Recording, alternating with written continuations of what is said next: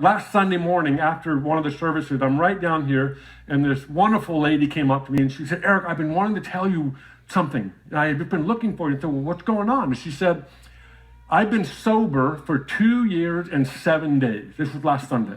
Been sober for 2 years and 7 days. I said, that's awesome. What's going on? What's the story? And she said, 3 years ago, I was loaded. I was loaded on drugs. I was high. I was loaded. That's what her language was.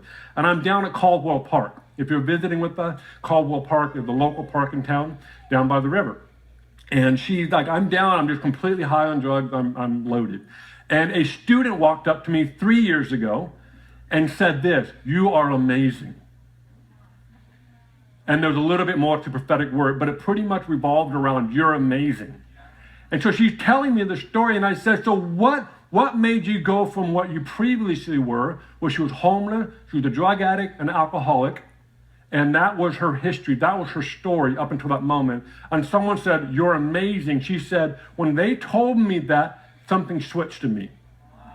So fast forward 3 years to today, she said, I've been sober for 2 years and 7 days. I have a job, I have money, I have clothes, I have a place to live. My daughter's right here. And she said, and I have a job. She said, I'm a drug addict and alcoholic counselor, and I specialize in DUIs. And somehow we got the conversation, how did you get the job? There you are right there. You are in the room. Stand up. We just wanted to celebrate you. Woo.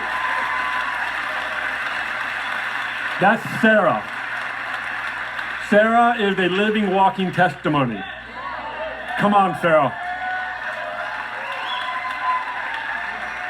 I wasn't going to say your name, but you stood up, so I figured we can celebrate with you.